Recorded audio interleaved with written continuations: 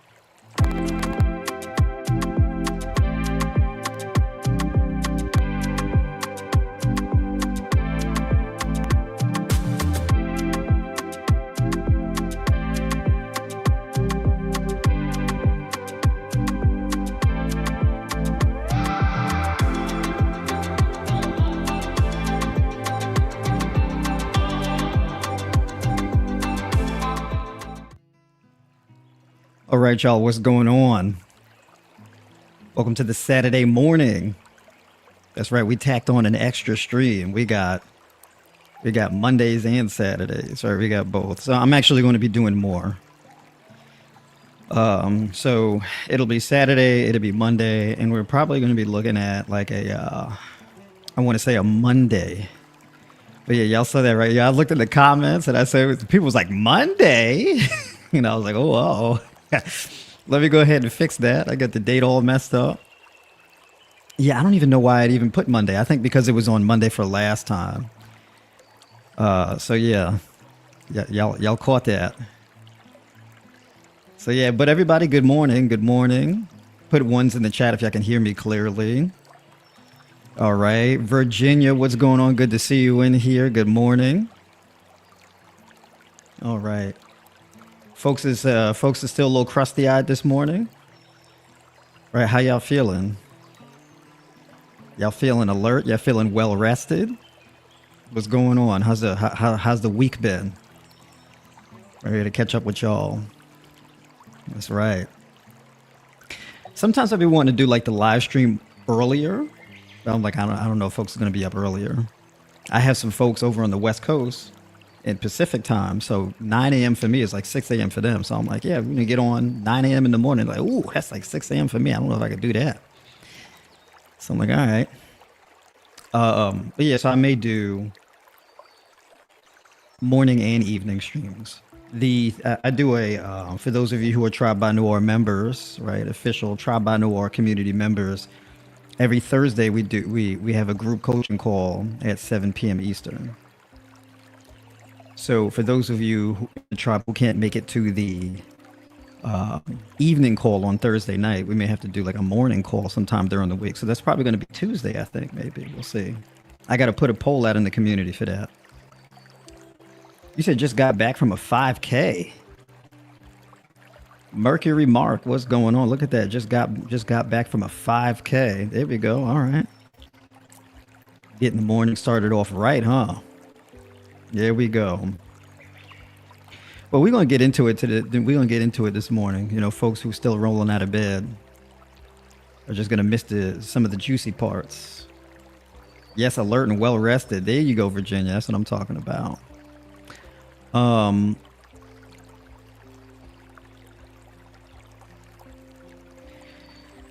Tonight, not tonight.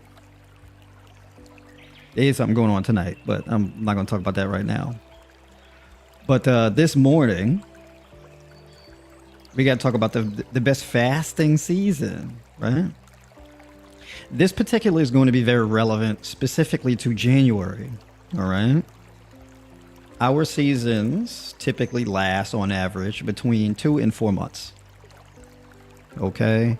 I like to take the average between those, which is 3 months or 12 weeks. Okay. So let's say we have spring, summer, fall, winter, right? These are our 4 main seasons. And so basically, if we treat each season as being 3 months long, then this is how I more or less structure like annual plans through a macro perspective, right?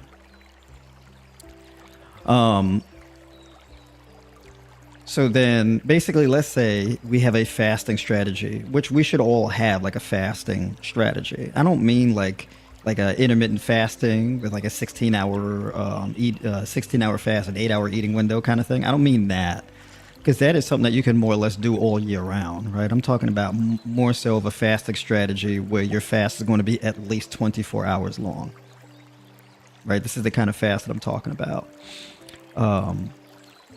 And the fasts that come into question mainly are going to be alternate day fasting, 1 meal a day, and rolling fasts. Okay, these are like the 3 main fasts that I'm talking about, right? As far as a seasonal fast. And the question is, what is the best fasting season? So there's things that we want to take into consideration, because in order to operate at our best, we want to closely align with our environment, right? We want to closely align with the season. We want to move in alignment with the season, right? Especially if you're plant-based and you're more of a raw plant-based person, right? You follow more of a raw or high raw plant-based lifestyle, right?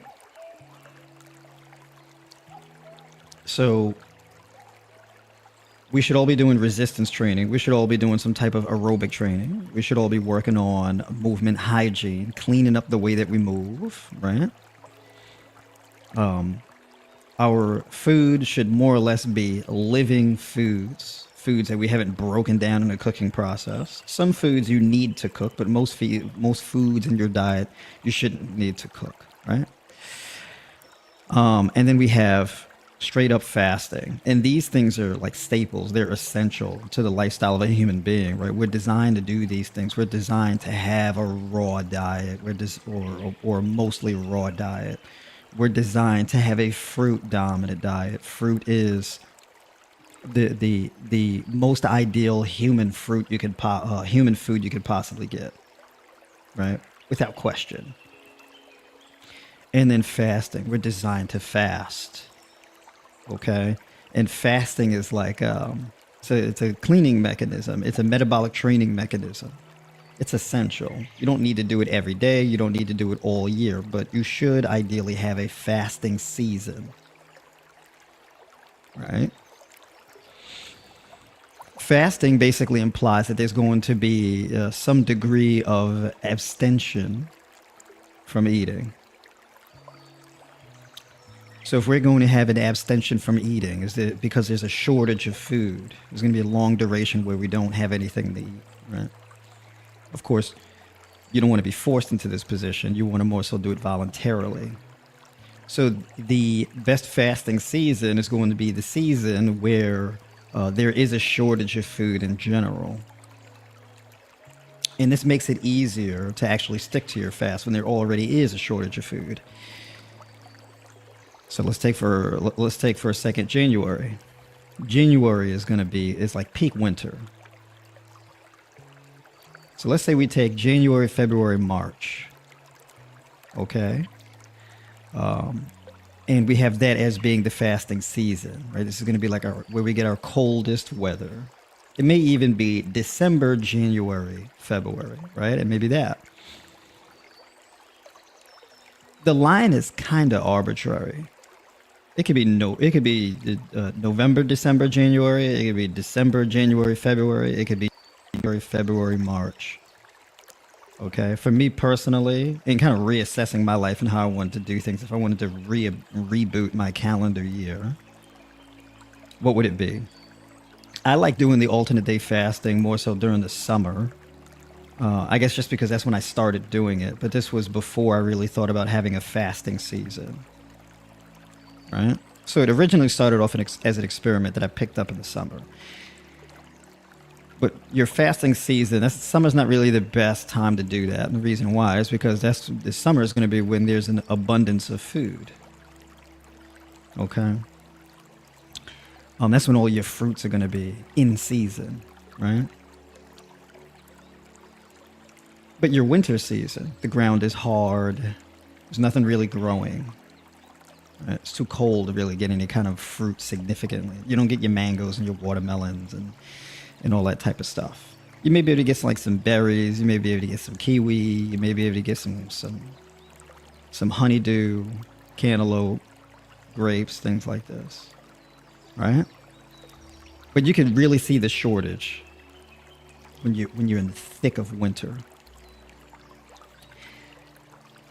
So you pick your fasting strategy and you line that up with your fasting season. You take an assessment of, well, what does that look like? So what I wanted to do is take some time to basically demonstrate how your fasting season, the best fasting season, is where there's going to be a shortage of food. And then we're going to talk about what it actually looks like. I'm going to go from fasting strategy to fasting strategy. So let's start with OMAD, 1 meal a day. What's a 1 meal a day fasting strategy? 1 meal a day is essentially, you pretty much have like a 24-hour fast. Or you go the whole entire day and you just have one meal at the end of the day. Right? What would that meal look like? this is going to be a relatively starch rich meal, right? This is going to be where you have things like pumpkin and squash, um, rice, legumes, leafy green vegetables like cabbage, spinach, broccoli, things like this, right? And you're gonna have a big portion of it. You can even have things in there like tofu, right, to get like that extra protein and whatnot. I don't really worry too much about protein, and I'll take some time to talk about that. But basically, um, because it's pretty easy for most people to reach all of their protein intake within one meal. You can actually do it in one meal, right? So on average, people need anywhere from 20 to like 60 grams of protein on average. The peak of that would probably be more so along the lines of like 80. But in particular, in a fasting strategy, you really don't need much protein in a fasting strategy, right? So I would probably say that the medium for most people is going to be in between 40 to 60 grams. So for women, it would be in between 20 to 40. And then for men, it would be like around 60, maybe 80. But for most men, it's around 60, right? And this is going to be going by the metric of 1 gram of protein per kilogram of lean mass, right? That's more or less what it's going to be. All right. But if you're doing a fasting strategy, you don't really want to maximize for protein intake during a fasting strategy, right? Because you're kind of working against the fasting strategy when you do that. It's not the point. So 1 meal a day. During the winter, people have a hard time staying active during the winter because it's real cold outside. And so if it's like snowing, hailing, sleet, and all types of stuff, really miserable weather, it's really cold outside. You're going to spend way more of your time indoors. And you're going to have much less time, out in direct sunlight, right? So this is where you can use the fasting as a hedge. So for me personally, if I was to do like 1 meal a day, this would be a meal where, let's say I would have, let's say, chickpea curry stew with gold Yukon or russet potatoes or some type of yams or something like that with the chickpeas, and let's say broccoli or cabbage or spinach, something like this. I typically gear my approach more so towards things like broccoli and cabbage, right? Things that are more so dense, right? Chickpeas, lentils, even throw some sprouts in there, mushrooms, right? Mushrooms would come in actually pretty heavy with a meal like this, right? And put all that in a big pot meal. Throw some extra firm tofu in there, right? So you could put, like, as far as the tofu is concerned, maybe like 8 ounces of some extra firm tofu in there. Do like 9 ounces of, let's say, cooked chickpeas, right? Something like this. Probably like around 4 ounces of sprouted lentils or mung beans. Put in probably like around 12 ounces of potatoes or yams, and like 9 to 12 ounces of, let's say, cabbage or broccoli, something like this, right? And then let's say 3 tablespoons of hemp seeds, 1 ounce of, let's say, sunflower seed kernels or pumpkin seed kernels, something like this, or crushed walnuts. And that would be like that kind of meal. It could be like a savory, rich meal loaded up with different herbs and spices and things like this. Onion, bell pepper, garlic, right? Around 4 ounces or so of mushrooms. It could be king oyster mushrooms, shiitake mushrooms, bella mushrooms, whether it be baby bella, portobello mushrooms, that kind of thing. Right? I like to do things like a miso soup, right? Where I may use miso as the base of the soup or the stew, or curry, where I'll use like curry powder, turmeric, garlic powder, onion powder, sea salt, white pepper, things like this, right? Red onion or sweet onion, or if you don't want to do onion at all, you can do green onion or, let's say, sliced leeks, right? That works also to put in there. And that would be all packed into that 1 meal. And I'm looking to like get in all the colors and whatnot in that meal also. The way that I personally do a meal like that, I don't, even with cooked foods, I don't cook them any more than I have to. So what I may do, or what I typically do, is I don't cook the greens inside the soup or the stew. What I do is I steam them on their own. And I want to steam them just enough to soften them up. Same thing with the potatoes, right? And then I'll steam everything. I'll have everything steamed. And I'll probably prep this beforehand, because if I'm not eating all day, then that means I have the time during the day to actually meal prep for that one meal. So I can steam the greens. I can steam the potatoes, right? And then I can steam or boil whatever kind of beans, right? You can pressure cook them or whatever the case is. And then you can make the vegetable broth, and you can just make like a lot of vegetable broth and season it however you want to season it, right? And then when it comes time to eat, you can just throw all that stuff in the pot and put it on a really low heat and just warm it up. And it's all ready. And this is like the way that I avoid overcooking things, right? Because I want to retain as much of the living nutrients in the food as possible. I want to maintain the green, vibrant, rich colors, right? The red, the orange, the yellows of the bell peppers, the green richness of the broccoli, the cabbage, this type of thing. Or in this case, the violet richness of red cabbage or purple cabbage, right? Whatever you want to call it, this kind of thing, right? I don't want to overcook stuff.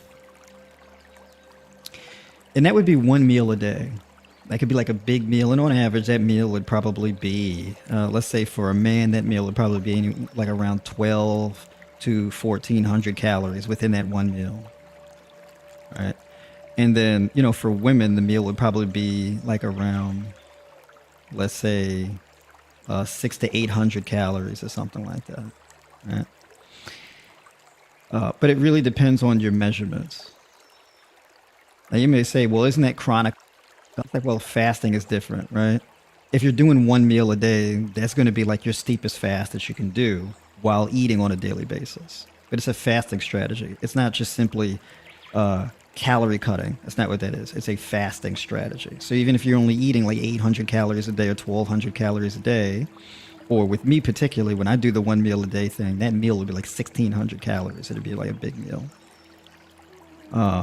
It depends on your body measurements and things like that. Is going to determine what you do. But it's a fasting strategy. The rules are much different, right? Because fasting creates a hormonal shift, right? Now, if you're just cutting your calories, well, let's say you're only eating 12 or 1600 calories a day, but you're eating multiple meals a day, that has a different hormonal dynamic, right? You're stimulating digestion, you're interrupting autophagy, you're secreting insulin with your meals, things like this. So the autophagy, the growth hormone, the insulin secretion, all that type of stuff, your suppression of leptin by triggering the insulin and all of this type of stuff, those things are going to have a very different hormonal effect. Where now you're going to be under eating if you're just having these little small meals where you're just not really eating to any significant degree. Fasting is a bit different because during a fast, your body is really good at preserving its resources during a fast. That's not the case if you're just under eating, right? And there's scientific studies that actually demonstrate this, where you would have there were studies done where you have like an equivalent amount of let's say caloric consumption or food consumption, but one was just a regular standard caloric deficit and one was fasting, and the studies show that the fasting actually has better outcomes and actually more fat loss compared to just a standard caloric deficit, right?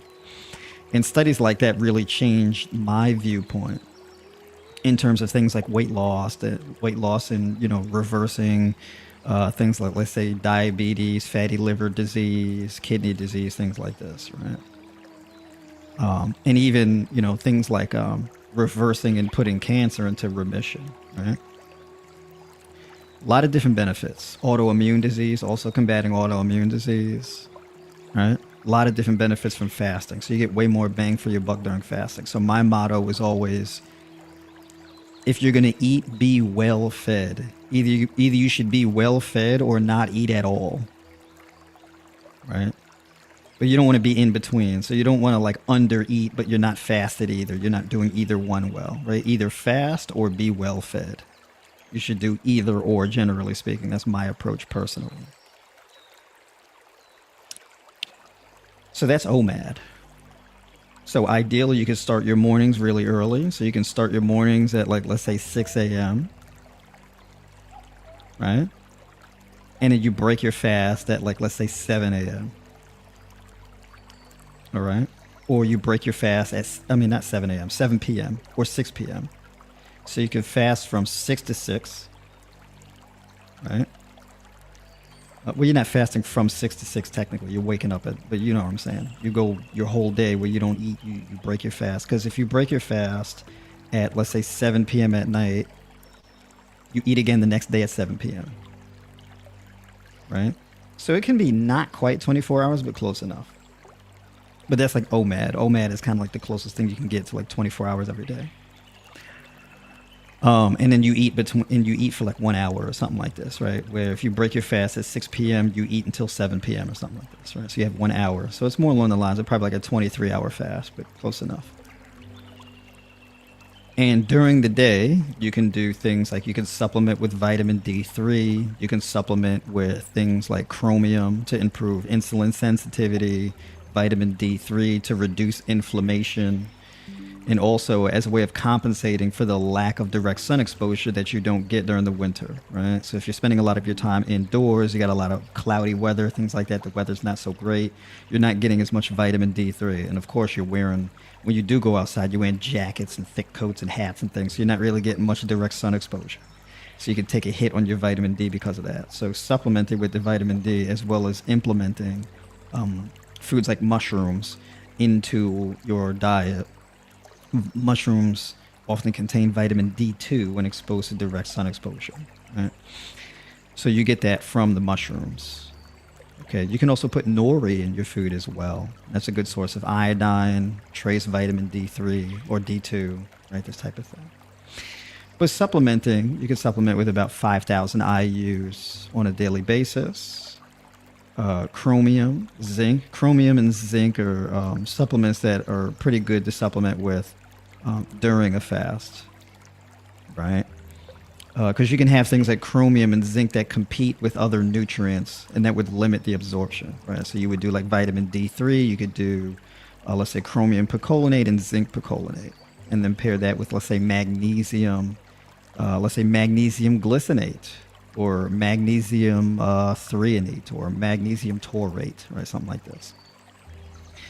And those can really help to optimize for better blood sugar control, insulin sensitivity, clearing out excess fat from your liver, improving thyroid function, vascular health, blood pressure, etc., all this kind of stuff.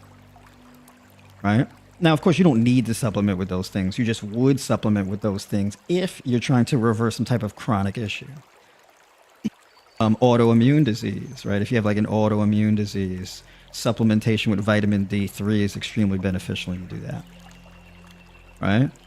For me, my approach towards reversing autoimmune disease, vitamin D3 is one of the most important supplements you can get. Vitamin D3 and then like magnesium. Those two are definitely up there. Right?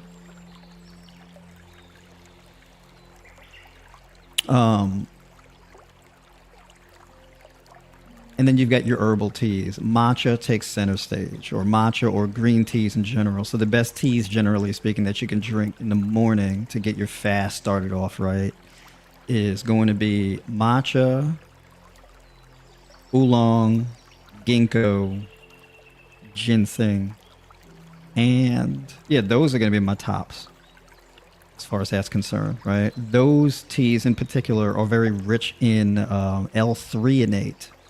No, L-theanate, excuse me, not L-theanine. L-theanine. Okay. And that'll light your brain up like a Christmas tree. Better learning capability, better mood, better attention span, mental clarity, right? That eliminates brain fog, things like that. So L-theanine is found in those teas or those particular herbs. You can also take them in a capsule form. Like you can take ginseng and ginkgo biloba in a capsule form and then drink matcha tea along with it. And that's a really powerful combination, right? You can also do in the morning. You can also drink matcha tea and then take, let's say, ashwagandha in a capsule. Ashwagandha also is really powerful stuff. I mean, overall energy, can improve motivation, mental clarity, and it's an adaptogen. So it gives you energy when your energy is low, and it calms you when you're, like, say, anxious, or your energy is a little volatile. It's peaked a little too much. So, like, for example, if you deal with chronic anxiety towards the end of the day, you may want to supplement with, you may want to do ashwagandha tea or supplement with ashwagandha before bed at night, right? It's an option. It's not a golden ticket. It's not a magic bullet, because some people it doesn't really work too well for them. So some people are like, yeah, the ashwagandha is a little too potent, to the point where, they take it and it knocks them right out, but they wake up real groggy the next morning because they fall into damn near a coma on that stuff. But in my experience, not only with myself but also other people who I coach and make plans for, the ashwagandha works very well in the morning as well. It's real strong stuff.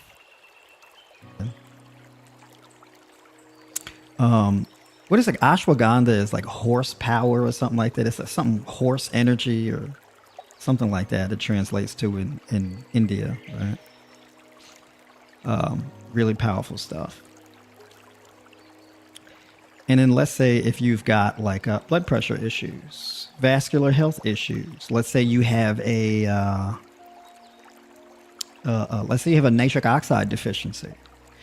Which, if you have a nitric oxide deficiency, this can lead to, chronically elevated blood pressure, cardiovascular issues, varicose veins, and things like this, right? Venal insufficiency, that's another one. Venal insufficiency. You may want to supplement with something like citrulline malate. Citrulline malate is basically an amino acid that is a precursor to arginine within your body. I don't recommend supplementing with arginine, because basically there's a mechanism in the body that's called like first pass. So if you take arginine orally, it doesn't really get absorbed well in the digestive process, right? Because it has to compete with other things. So it doesn't really make it through the digestive process. Citrulline does, though, because citrulline will make it directly in your bloodstream and converts into arginine in your bloodstream.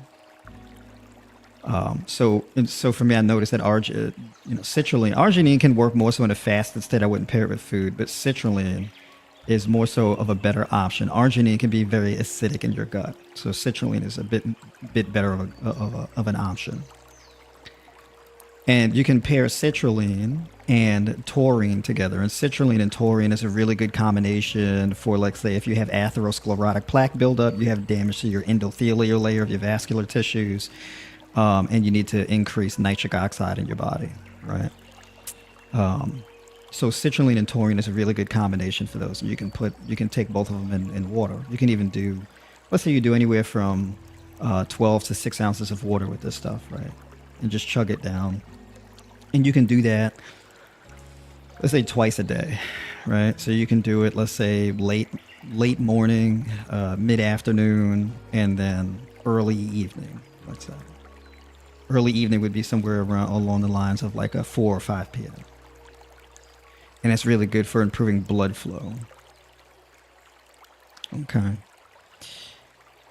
Second herbal tea of the day would be something along the lines of like it depends on what you're drinking your herbal teas for. My go-to herbal tea during the day is burdock root. Burdock root is a phenomenal herbal tea for detoxification of your blood. So burdock root is phenomenal, improving kidney function, blood flow, blood pressure, liver detoxification, etc. Right? So really big stuff for that. By the way, folks, like the stream if you like the stream. If y'all feel what I'm putting down so far, definitely hit that like button, right, and get that stuff up. What's going on, mamas in the chat? Big shout out to you. Good to see you in here.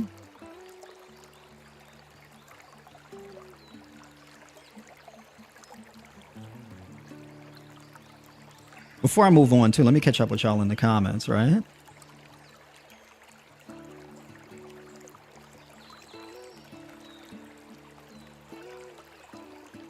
Juice Fast Doula. I'm raw vegan and have been for 5 years, and I just have the inner emotional rebel that wants the cooked the cooked shit food, and then I spiral. Oh, uh-oh. Yeah, that's going to be some mindset work going on there. I did a 120-day juice fast from end of October till end of February. Wow, the hardest part was getting through Christmas and social things. Yeah, that's pretty intense stuff. Well, you said mono fruit fast feels great in the summer. True. I mean, summer that's the fruitarian season. Is your protocol also useful for herpes? Yes, especially that fasting protocol. If you got something like some type of viral issue going on, fasting in a raw food diet are going to be the primary things that are going to get you the most result as far as reducing your viral load and whatnot. So anybody who comes to me with issues like that, I would definitely say, yeah, you should have more of a raw diet. One of the biggest mistakes that people make when dealing with an issue like that, let's say, herpes, HPV, things like this, is the overconsumption of protein. That can actually increase the viral load, because the virus actually uses the nitrogen and the amino acids to make copies of itself.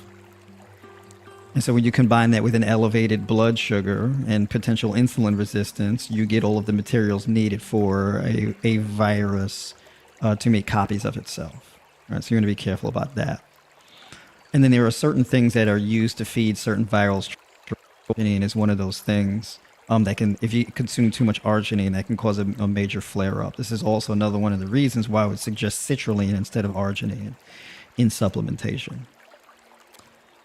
Copper and vitamin C. So if you have like a copper and vitamin C rich diet, which is typically going to be a raw diet, that's really good for reducing viral load. It strengthens your immune system, so your immune system becomes a lot more responsive and able to repress the duplication of viruses, right? Basically, your immune system prevents a viral strand from making copies and perpetuating itself. Right, so when they talk about viral load, this is what they mean, right? How much of that virus is detectable in your system? How much is it making copies of itself, right? It's just like this long, like Walmart receipt of a viral strand that just keeps extending, just keeps making copies of itself. And so your immune system pretty much is like a scissors to snip it and then inhibits and then cauterizes the edges. And so it's not able to replicate itself. And then eventually, this is the key to reversing. And it's that we have viruses in our body all the time. Like we have a whole bunch of variety of different viruses in our body, but the viral load isn't high enough for us to have symptoms. Right. Same thing with cancer. We all have cancer cells in our body, but they don't grow enough where they become like malignant. Right. It's not really a thing you can necessarily get rid of as far as I know, but you can keep the viral load long enough where you just never really have any symptoms, so it's undetectable. Right? So detection mainly refers to viral load. Right? Viral load is low enough, you don't have any symptoms, and it's not detectable. It can't really be transmitted. That's pretty much how that works. But yeah, so that's pretty much the deal going to be with OMAD, right? Alternate day, not alternate day, but yeah, OMAD, 1 meal a day, right? So yeah, burdock root and probably a third herbal tea would be like a basil or nettle tea, which is really good for reducing inflammation. If you're really trying to reduce inflammation, which is really important for autoimmune issues, the key to reversing an autoimmune issue is basically to reduce inflammation in your body as much as possible.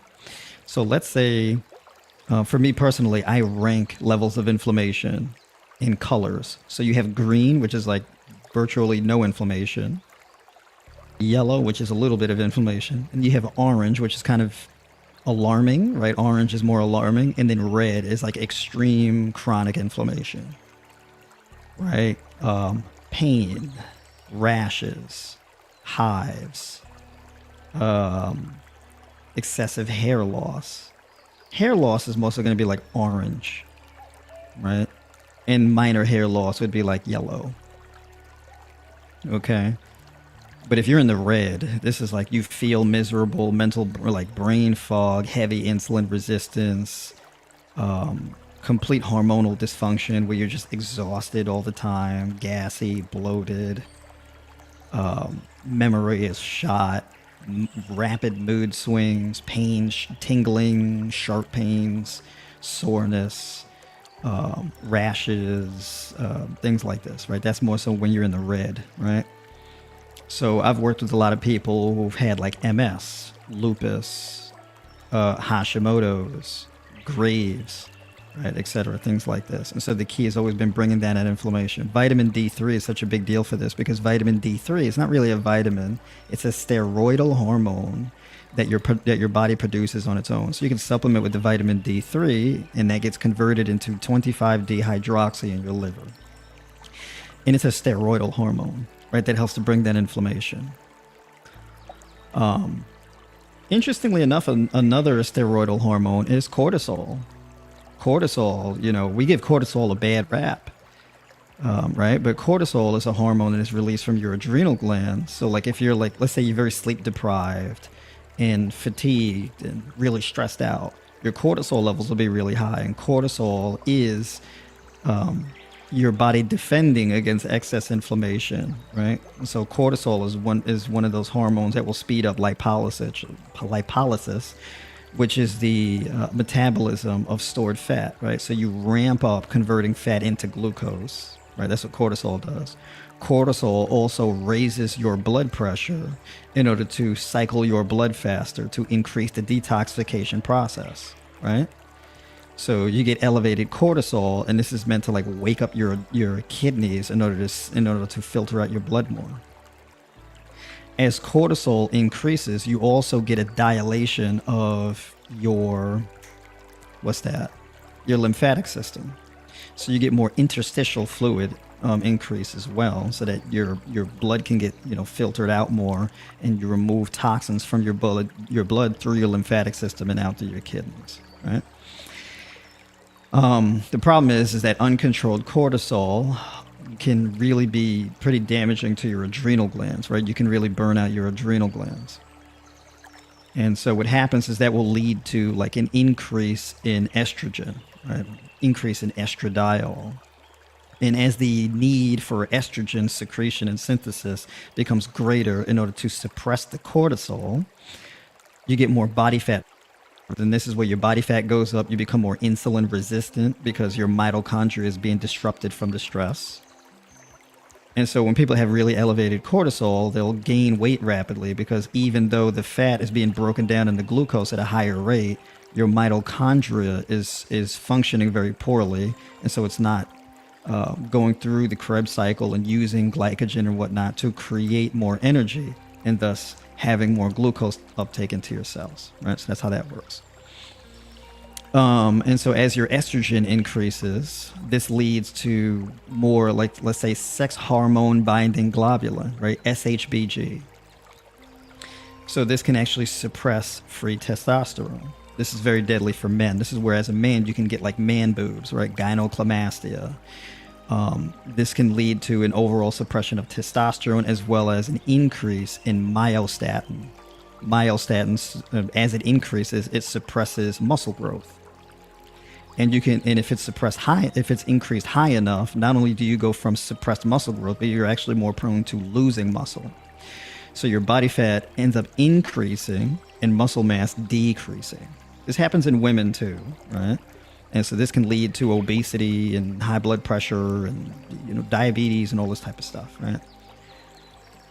So if you get your vitamin D levels up, that can actually help to suppress the cortisol, which can reverse all those issues and bring down the inflammation. Right? That's why it's so important. And then you have one of your body's natural antioxidants, which is glutathione. However, you can deplete your glutathione levels big time. And if you do that, this is where things really go off the rails hormonally, right? So the fasting is a great way to help reset a lot of these things. The fasting isn't a magic bullet. It depends on when you do it, and it depends on what you were doing before you started fasting.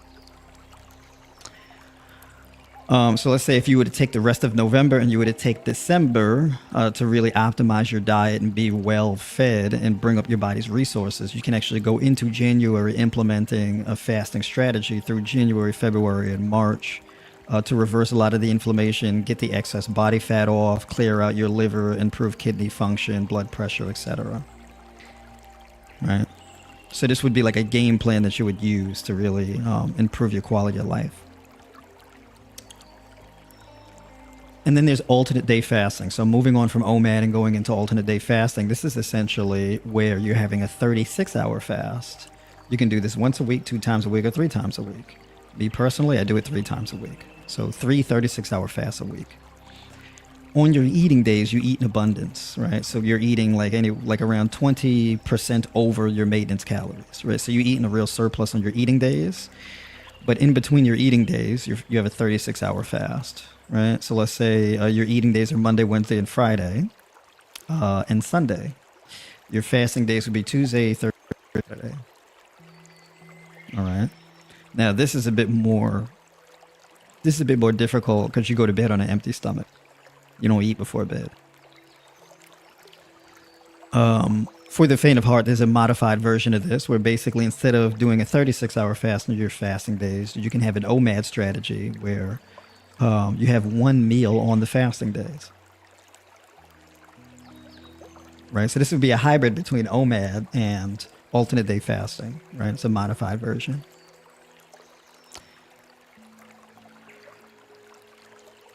This is where, on your eating day, you can have like overnight oats. You can have an abundance of bananas. You can have a big fruit bowl mixed with like grapes and grapefruit and tangerines and pineapple and papaya and, these different types of fruits, right? Leafy greens and chia seeds, etc. Big fruit salad.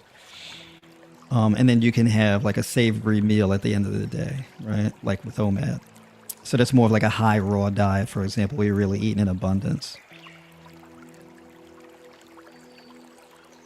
So basically, you're optimizing for the fast during the 36-hour period, and then you're being well fed on the eating days. So it's like creating the best of both worlds, right? So that's the one that I more so favor for me personally. And then there is rolling fasts.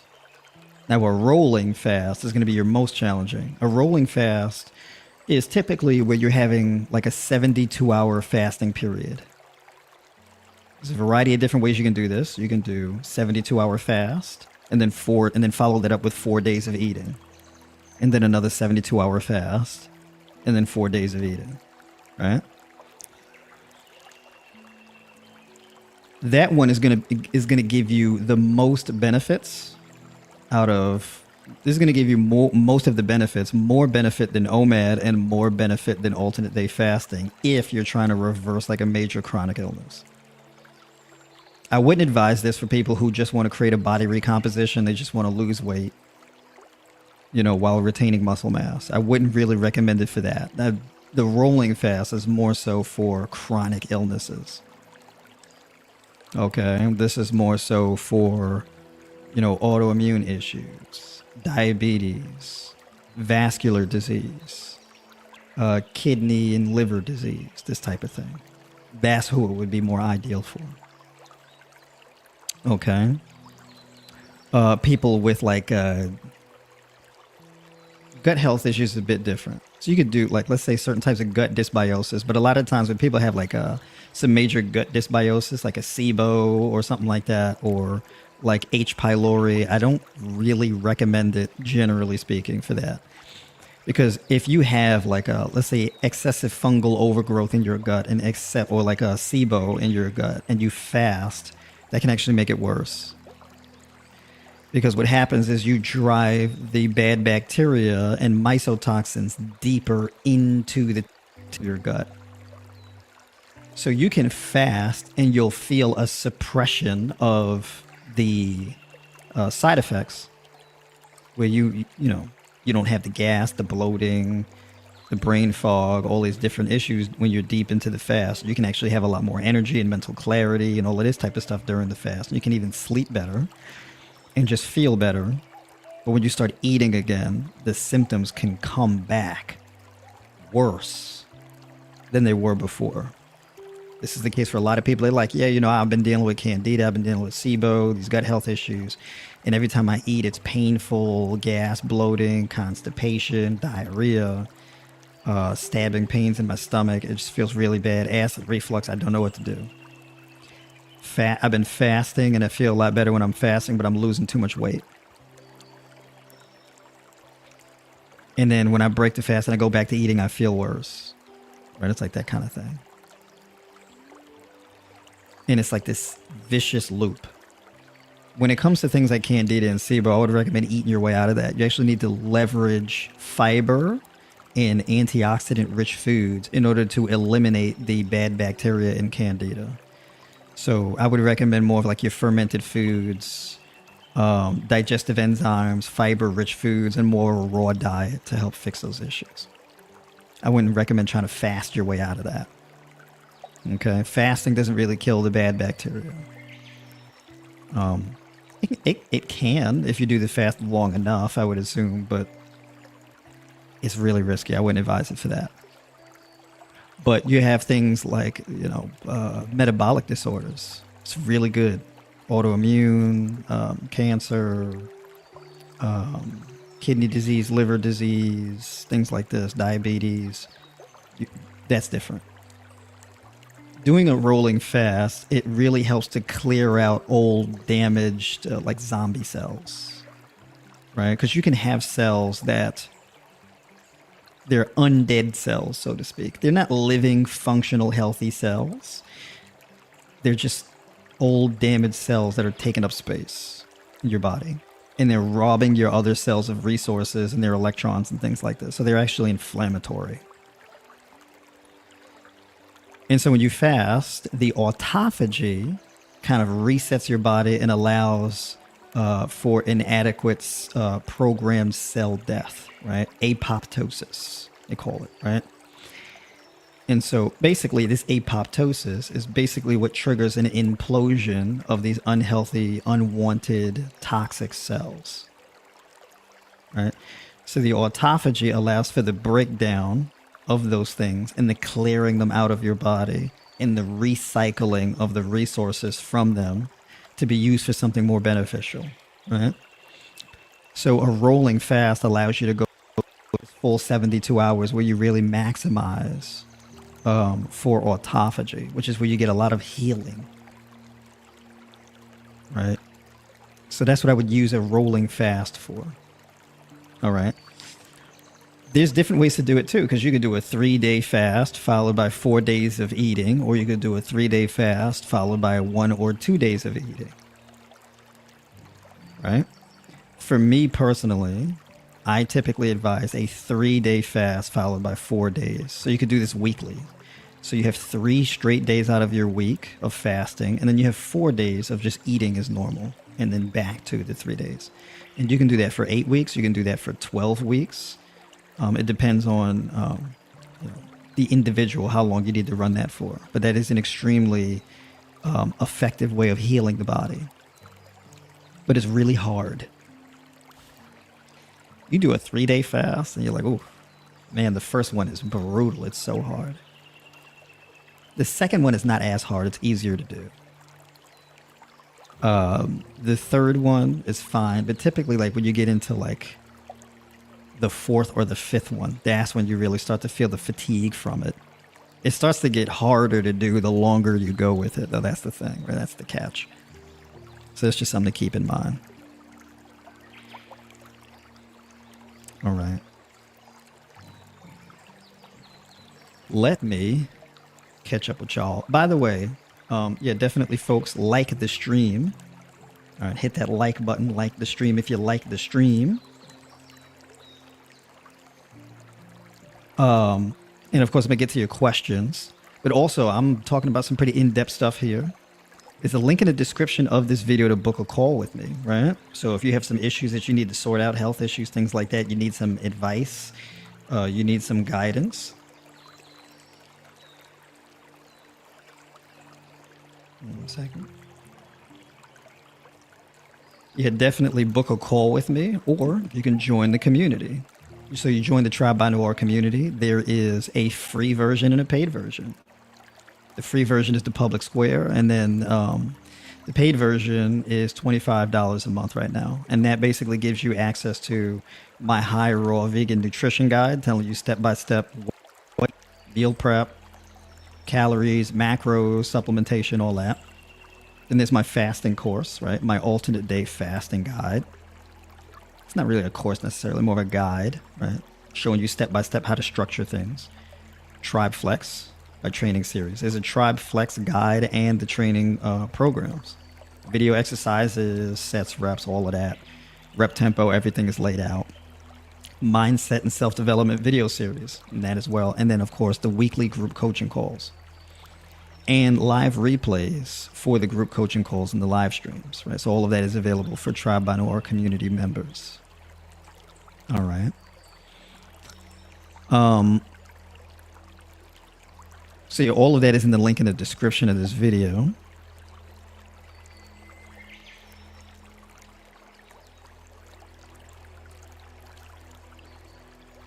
All right. Karen, what's going on? Good morning. Good to see you in the call here in the chat. Good to see you in here.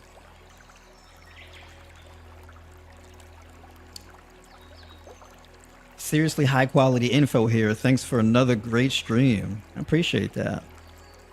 Absolutely. You know I always bring it. You know what I'm saying? Doing the work. Doing the work. Juan Lopez. Hello, Remsen. Would like to ask you if you would prefer pseudo grains rather than grains. I've heard some dietitians say that they're more nutritious. When you say a pseudo grain, do you mean like the type of grains that people call grains, but they're more so seeds? Is that what you mean? Because you got different types that would fit into like the whole grain category, right? Like, so for example, a primary example would be like quinoa, which is more of a seed, or versus like wheat, which is more so considered a grain, right? So is that what you mean? Yeah, so quinoa, amaranth, buckwheat, that's another one. Buckwheat is more of a seed. Wild rice versus like, I don't know, jasmine rice, right? Or basmati rice. That's the difference between one being more of a seed versus a grain. Yeah, so the ones that are technically seeds are going to be, they typically have a better nutrient profile. So yeah, I would agree one has, quinoa has a better nutrient profile than like jasmine rice, right? Amaranth has like a better nutrient profile than, let's say, wheat, right? So yeah, that's definitely true. Yeah, your grains in the conventional sense are more so like they're filler foods. They're a great way to add like extra, I guess, to your diet, right? Extra carbon to your diet. How do you heal candida in children? Candida in children? What age? I mean, are we talking about like 4 or 5 years old? Are we talking like 8, 9 years old, 10 years old? What age are we talking about? Because a child shouldn't really be having candida. Like if you got a child with candida issues, that implies more of like an environmental issue. Is the child having any type of issues resembling eczema? Is the child having difficult times breathing? Is the child having rashes?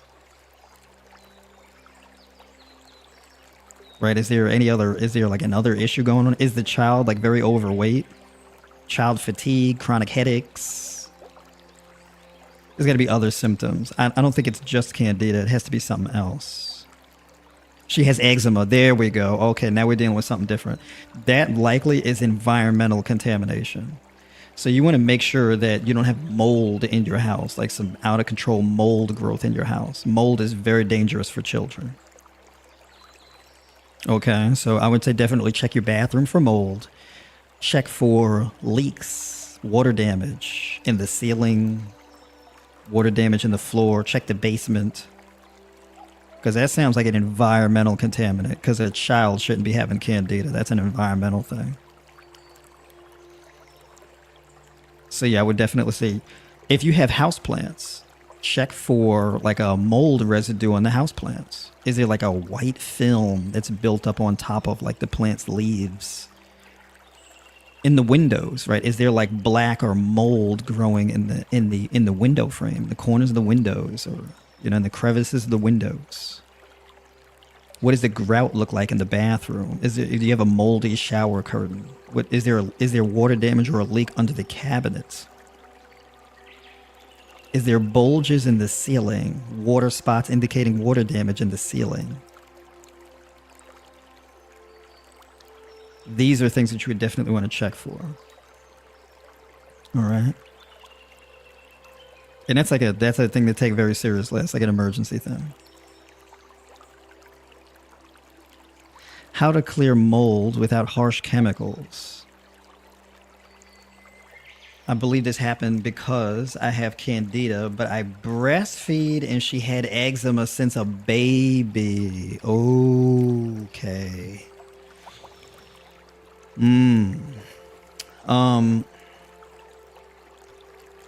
Yeah, so typically, as far as dealing with candida, because eczema could also be a surface issue. It may not be something in the body. It could be something, on the skin because of an environmental issue. You're breathing it in, and it may be, on a bath towel or something like that, or on your clothes, and it's rubbing up against your skin, and that's how you get eczema breakouts and stuff too.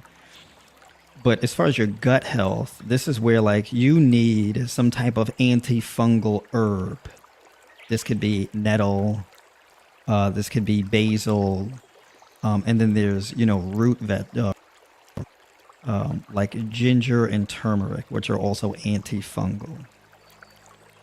Clove and cinnamon, those are other ones also. So you may want to, like inside your foods.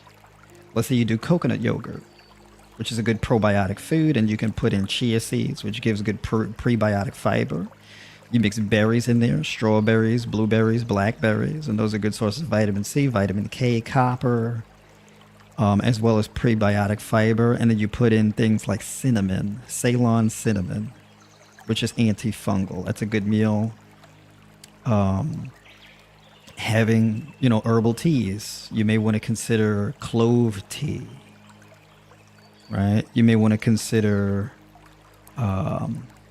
pumpkin spice tea, which is a mix of cinnamon and clove, right? As well as it's primarily cinnamon and clove as far as I know.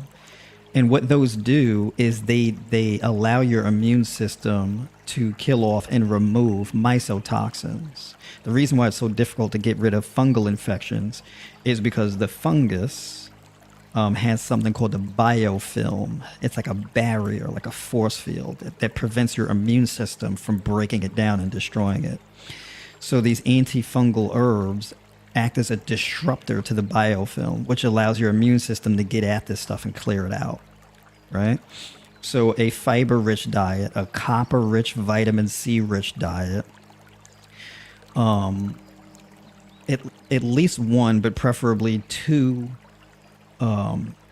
fermented foods, kimchi, sauerkraut, coconut yogurt, or just plant-based yogurt in general, right? These are like fermented foods that have an abundance of probiotics in them, right? To improve your good gut bacterial balance and your gut microbiome, right? And then kombucha, which is fermented black tea. That's another thing that's good to drink with these issues, right? And then if you're going to have like a savory meal at the end of the day, having, seasoning it with turmeric and garlic, for example, things like black pepper or white pepper. These are also antifungal to put in meals. All right. Coriander, right? Onion, these types of things also help to eliminate candida and things like this.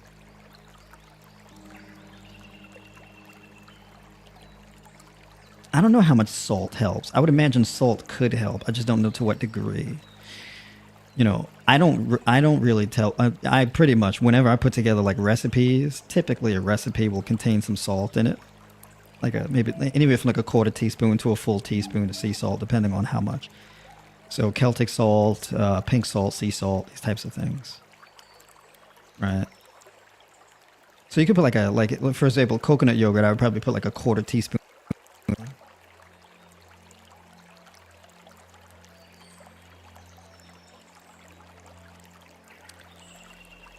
As far as environmental mold, you can make like a spray with clove oil. Cleaning with bleach is kind of dangerous. If you're going to clean with bleach, wear some type of like face mask or something like that. Because the thing is that if you use bleach on mold, or you use like vinegar and things like that on mold, the mold spores, when you hit them with that stuff, that mold will fly up into the air. Right? So you want to be careful with that. So you want to have some type of mask on or something like this if you're going to clean up, because that stuff will spread. There are air purifiers that also help to eliminate mold, like airborne mold spores. So like the one specifically that I use is a, what's the name of it? I'm blanking on the name of it. And I don't want to get up and go check, because I don't want to disrupt the stream. I don't want to go too much off on a tangent. But there is, I'm gonna have to post it in the community.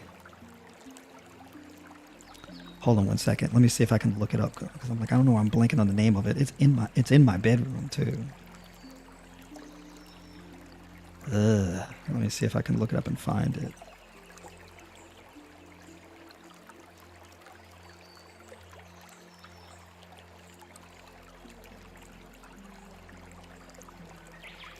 I gotta look at my order history for it. It's like I think it's called Pura Cleanse. Is it called that?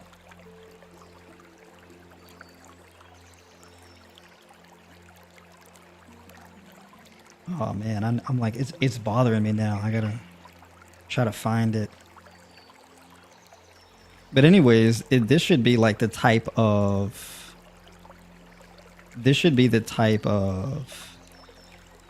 oh no, what do I gotta do here? And then made some new thing.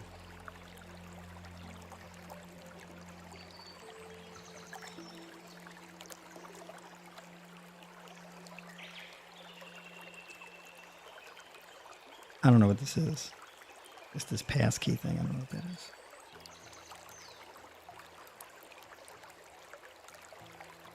They make you do all of this stuff to log into your Amazon account, because I ordered it on Amazon. I'm not doing all of that right now. I think it's called Pura Cleanse Core. I think that's what it's called. And the thing about this type of air purifier is it has like a UV light inside of it. So the fan suctions the air into it, along with the airborne mold spores, and the UV light basically destroys the spores, and then fresh air comes out through the side. That's essentially how that works. It's Pura Cleanse Core, and I think I got the Pura Cleanse Core 750. Yeah, that's the one I got. So, and it's like this big tower. It's not like a small air purifier, because it has like a HEPA filter, like multiple layers of it, and then the UV light in it and all of this type of stuff. So I use that. I actually want to get a second one. I have one in the bedroom, but I also want to get one in the main living area, right in the living room. So yeah, but anyways, I'm getting on this wild tangent about it. But yeah, mold is some pretty serious stuff.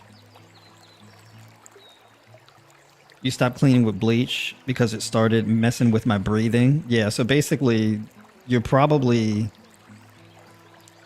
because bleach is strong and has a really strong smell too. But also, like, if you spray like mold with the bleach and you inhale the spores, yeah, it'll mess with your breathing. So you'll get both messing with your breathing. So you can use actually to I don't know if this works. Baking soda potentially, but baking soda is not as strong.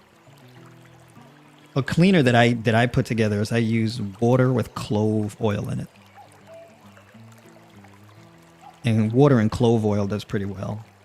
You can also get like an essential oil diffuser and put clove in the essential oil diffuser.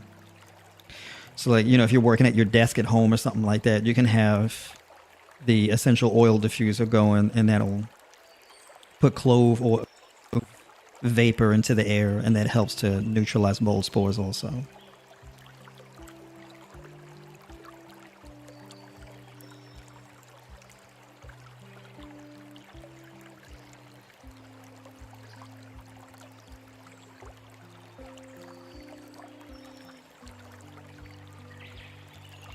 Yeah, so basically, I mean, we get deep too, and definitely on the group coaching calls. I mean, we go over these things more in depth, right? So we got a little round table discussion. You said it's Pure Cleanse? Oh, there we go. Okay. Yeah, Karen put it in the chat. There we go. I see. Yep, that Pure Cleanse Core 750. Oh, look at that. Put a link to it and everything. There we go. That's what I'm talking about. Come through with it. Yeah, I'm going to show y'all what it looks like. She put a link to it in the chat. All right, so let me see if I can pull that up and share my screen.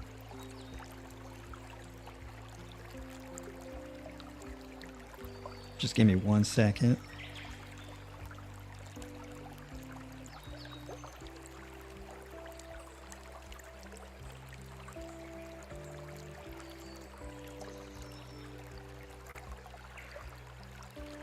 Let me show y'all this. Give me 1 second.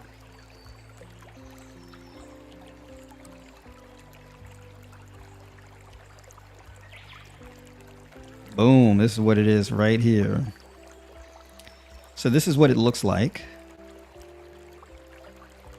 Right? So it's like a tower, right? So you see there, and this shows you like all the different compartments of it and how it works. And you see here towards the bottom, it's got that UV light in it. Right, so the H13 True HEPA filter. Right. By the way, I wouldn't sleep with it that close to the bed, but they did that for I guess the pictures.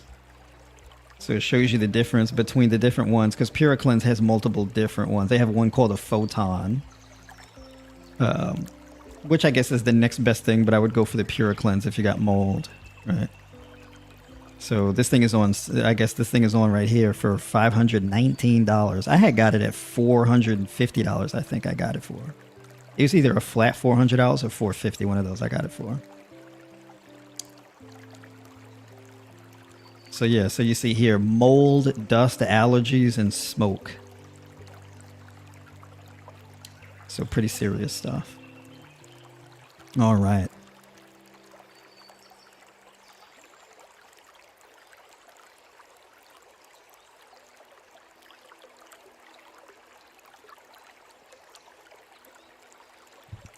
Oh, you said apparently herpes can lodge itself in our neck and wrap itself in tissue and basically stay there forever unless you attack it with your knowledge. Yeah, I mean, it's nasty stuff. It can definitely embed itself. But you know, the thing that really allows something like herpes to thrive is an inhibition of oxygen, right? So a lack of blood flow and oxygen saturation, right? So it's interesting too, and we can get real deep with it. So like, for example, like 71% of the air is nitrogen. Okay. And only like 21% of it or so is oxygen.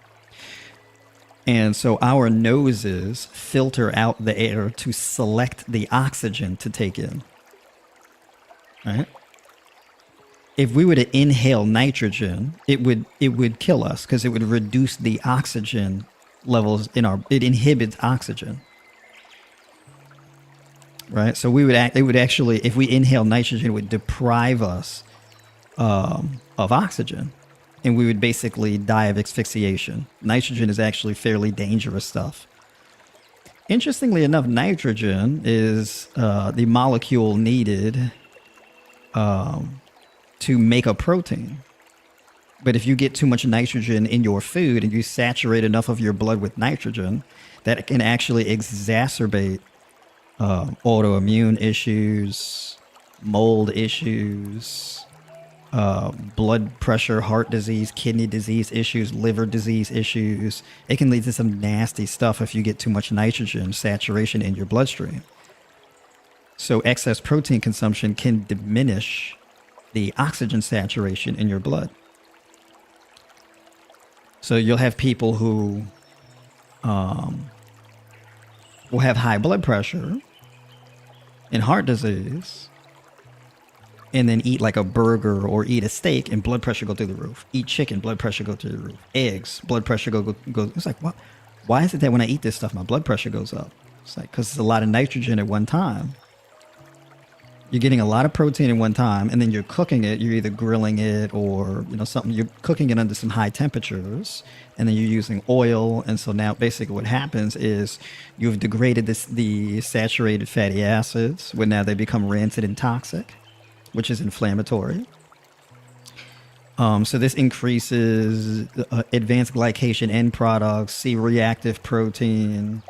You get an increase of free radical saturation in your bloodstream.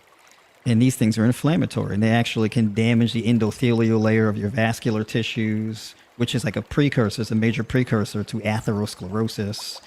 And your body responds because your body has to clear these things out of your bloodstream. So the way that it does that is vascular constriction in order to increase pressure. So higher pressure is meant to cycle your blood faster. If you cycle your blood faster, you can eliminate toxins and waste out of your blood faster. And as your blood pressure goes up, your heart rate goes up, which makes you breathe more. So you get in more oxygen, and you exhale more, which removes more carbon dioxide. So it's a filtering process that your body does. And as you get more vascular constriction, you get a dilation of your lymphatic system. And so you get an increase in interstitial fluid, right? And, the precursor to that is an increase in homocysteine. Right? So you get these signaling hormones and enzymes and whatnot, these proteins that cause these signaling. And so, when you reduce your protein, let's say protein is 10% of your macros or something like this, right? This is where the healing can start. Because you don't have that excessive saturation of nitrogen in your bloodstream, reducing oxygen. Whereas if you have a more copper-rich diet, a more vitamin C and water-rich diet, well, that gives you the opposite. You actually get an increase in oxygen saturation. If you increase oxygen levels in your body, this helps to alkalize your body, eliminate toxins, and then your immune system is better able to regulate. So you can get rid of tumors, polyps, cysts. You get rid of rashes, hives. You get rid of plaque, mucus. You get rid of all kind of stuff in your body, right? And you reduce the viral load. You get rid of bad bacteria. You get rid of fungus, all these types of things. Fungus can't thrive in an alkaline environment, right? Interestingly enough, bleach is a phenomenal cleanser because bleach is like the most alkaline substance you can get, right? So bleach can pretty much clean anything because of how alkaline it is. What is it? Bleach is it's like a 14 on a pH scale. The pH scale is like 0 to 14, right? The human body typically on average, as far as your blood is concerned, or an intracellular level is supposed to be like around a 7.4, in between 7.4 and 7.8, right? Or at least 7.2. 7 is neutral, and then below 7 is where chronic illnesses really start. So if you're oxygen deprived in your body, you lose alkalinity and you start pulling that 7. And then if you dip below 7, that's the danger zone. So you get the breathing problems, you get the health issues and all that, right? So like you get something like vinegar is very acidic. It's like polar opposite to bleach. Then bleach is like a 14 on the pH scale. Vinegar kills mold, but I don't know if vinegar kills mold to the effectiveness that bleach does. Baking soda also kills mold as well.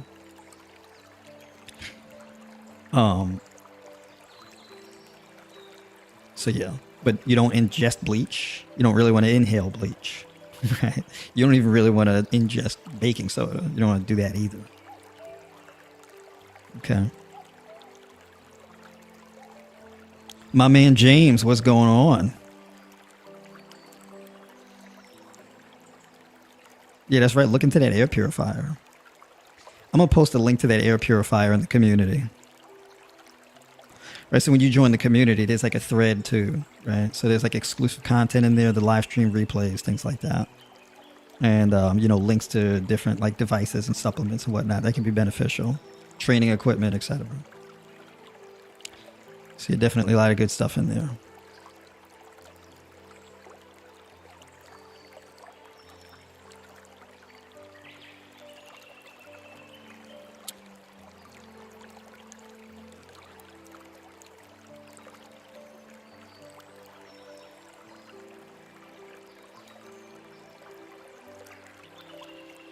All right, folks.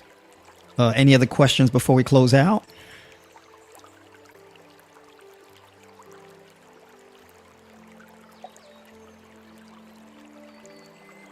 Are we good?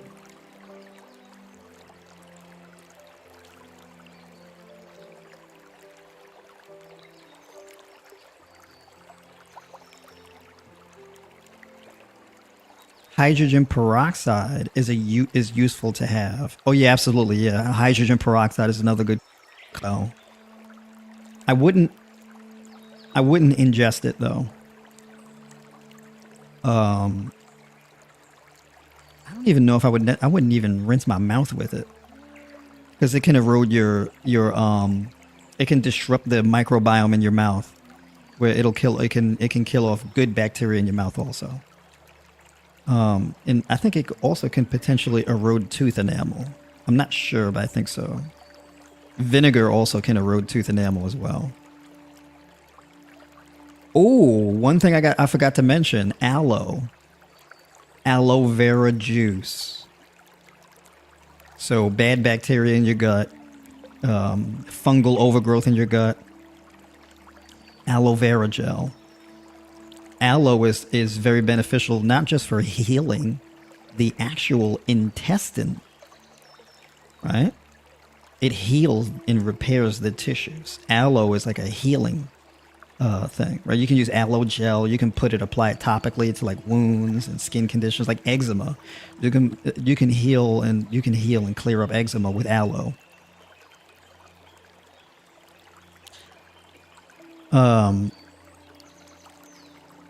And also, if you have like let's say, like an ulcer, aloe vera juice is really good for that. And then also, aloe also is antifungal and antibacterial. So it's really good for gut dysbiosis also.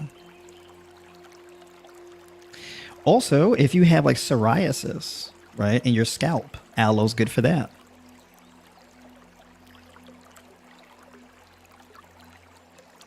All right. Thoughts on colloidal silver? Yeah, I don't know. I wouldn't particularly mess with colloidal silver. I wouldn't particularly mess with that. A little risky for my taste. I would rather prefer, if you're going to put something in your body, it should be an organic substance. Right? It should be a plant-derived organic substance. Herb, root, something along those lines. I'm not really big into putting like industrialized, inorganic, hyper-concentrated things in the body. Not really a fan of that. It could be a benefit to colloidal silver. However, I'm a little risk averse. Right? So typically when I advise things, it's not very risky things, right?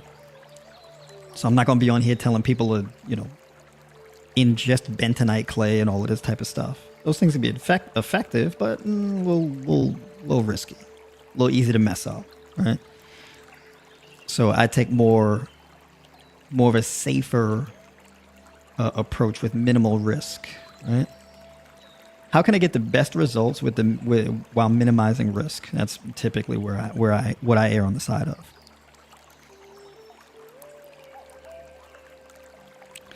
All right.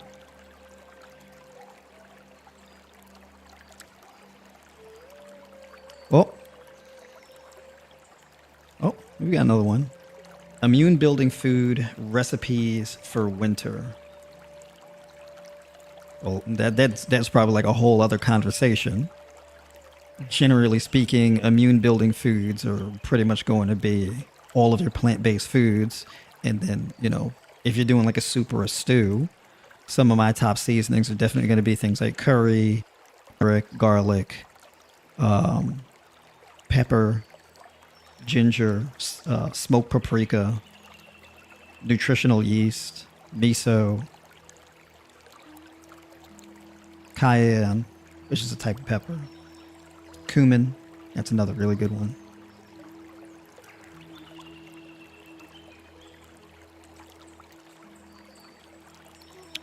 Basil, parsley, thyme, dill, oregano, rosemary,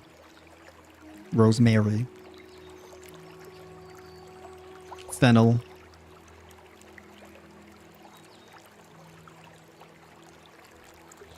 yeah, those are some of the main ones that come to mind right now. Yeah.